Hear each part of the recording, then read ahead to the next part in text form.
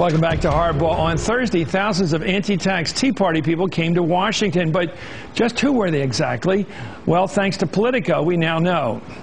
Jonathan Martin is the senior political reporter for Politico, and MSNBC political analyst Richard Wolff is the author of Renegade. Gentlemen, I guess these new numbers are interesting. Here's the Tea Party demographic. I don't think it's going to shock anybody. If I told you most Tea Party people were African-American and under 25, you'd think I was crazy, but here are the more expected numbers. Here they are, mostly white. About 84%, mostly male, about two-thirds, 64%. 45 and older, I think much older in some cases, 59%. They voted for McCain, 7 out of 10 did, they say. And 74%, even more, voted for George W. back the last time he ran. Jonathan, there were no surprises here. I think this is one time where the stereotype is probably accurate. Yeah, as far as the demographic, absolutely. I mean, these are white, middle class, often college-educated voters that are deeply unhappy towards Washington. What is interesting, though, I think, Chris, deeper in those numbers is there's something of a split. A lot of these Tea Party activists are driven purely by fiscal issues. They think Washington's spending too much of their money. But there's also an element that cares about the cultural issues, too. And you see that rift in between how folks think of Sarah Palin and how they view Ron Paul. There's the Palin wing and the Paul wing, Chris. Okay, let's look at it right now. We've got that thought up on the chart here. Your work here is going to be on the graph. Here's the big divide, as you mentioned it, Jonathan, within the Tea Party crowd. Among the 88% who say government is trying to do too much, there's an even split over whether government should promote traditional family values, like opposition to same-sex marriage, opposition to legalized abortion. It's about even, and what I find fascinating, and I want to bring in Richard Wolff on this, those who want to see more of a, supervision of our social values, opposition to abortion, of course, and opposition to same-sex marriage, tend to be Palinites. And those that want a freer life, a sort of a Barry Goldwater democracy, are for Ron Paul. That doesn't surprise me, that Ron Paul is a libertarian and appeals to libertarians, meaning people who just want less government, period. They're very consistent about it. They don't want wars. They don't believe in wars like Iraq. They don't believe in all this big brother, big sister kind of government. Your thoughts? Right, and they run pretty close to each other. What's interesting in those Politico numbers is that Ron Paul, a guy who, let's face it, doesn't have nearly the same profile as Sarah Palin, is running very strongly in there. But there are some confused people here. 12% of these people voted for Barack Obama, and it turns out the same number, 12%, actually think they want more government to solve the problems the country's facing. It does make you wonder which party they think they're going to. Maybe they're there for the tea.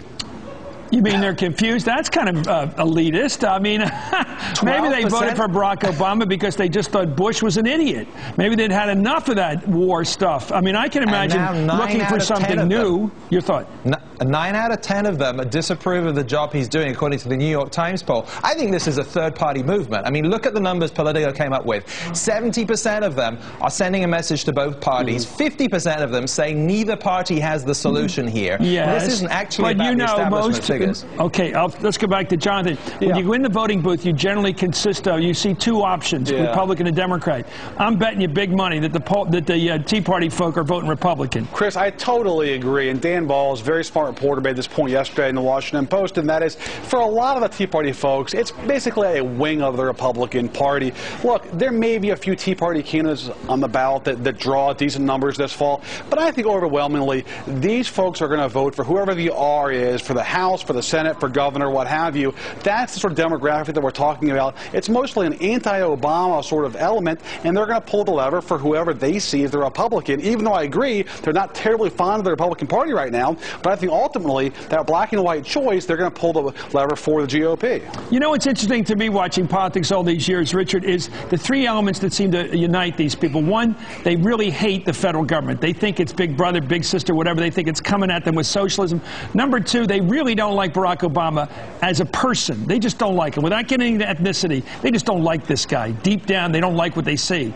And third, they seem to think that guns are a big part of their political apparatus, that having a gun, having firepower in your basement is somehow necessary to protect you from the federal government. It seems to me that the federal government's coming, I don't care how many cap pistols you have, you're not going to fight them off. But they seem to think it's an important psychological and ideological piece. I think those three things uniting are new. They hate the government, they hate Barack Obama, and they want firepower to resist both.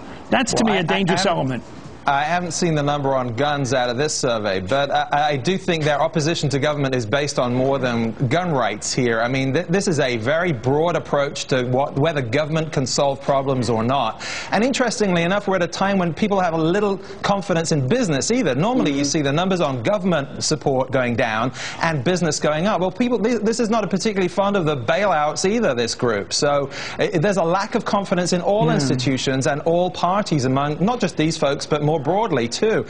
When it comes down to the gun side of things, obviously that's where you get into a dangerous element, but I kind of think it's a bit dangerous just to dismiss all of these people as the NRA crowd. No, I don't think it's for guns to use. I think it's an ideological statement. Jonathan, do you agree with me? I think it's an ideological statement.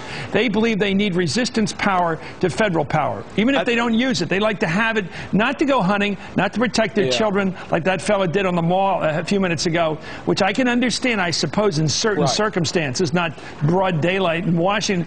But I think in this case it's ideological. They love that Second Amendment for political reasons. Chris, I think there are two things at work. There are the folks that are showing up on the National Mall that are carrying muskets and wearing tri-cornered hats and talking about the Second Amendment and talking about the right to defend themselves. I think those are the kind of folks that you're alluding to, and waving those yellow flags that you guys are showing on the screen. But I also think that there are a lot of folks that are just average middle-class people that are angry about the size of the federal government, concerned about spending, that are not out there wearing the colonial garb, that are just sort of concerned about what they see as what's happening in Washington, D.C. And I think it's important to sort of make that distinction. Here's a question for you, Richard. We all studied in economics that when the government sees that the consumer's down, when investment's down, the government has to compensate for it. We know that there's a lot of fear, a bipartisan fear last year, or 2 years ago now, about the failure of our financial institutions. These are sort of middle-of-the-road solutions to things. Why is everybody calling it socialism? Oh, well, it's got nothing to do with socialism, and any basic study of socialism will tell you this is way far away from that. This idea that the government's taking over everything is kind of a mushball of the auto situation and the banks and the Recovery Act. And as the president says, a third of that money went into tax cuts, which these people ought to be supporting. So, this is a very effective caricature. It's been spread, as you know, through the right-wing echo chamber, but I don't know that this has got anything to do with what this administration is doing, because these folks in particular, and according to the New York Times, it's 18% of the population, so let's not exaggerate how many people, but these people are the hardcore. They're not listening to what's really coming out of the responsible news media. I just think they're going to be the heat in the tank when the Republicans bring out the vote in November. I think they're going to be a lot to do with the get-out the vote effort, this Tea Party crowd. My thoughts. Your last thought, quickly. No, it's going to be key to the GOP, but don't forget that a lot of Americans in this country are not following this at all. New numbers from Pew today, 30% of those surveyed hadn't even heard of Tea Party. So let's not make it more than what it actually is. Well, you know what? They're probably the people that aren't going to matter this November, but the people that do vote this matter are going to know about it, because they're going to know about it because of the Politico, which I get at home. I love that paper. Thank you, Richard Wolff. Thank you, Jonathan Martin. Up next.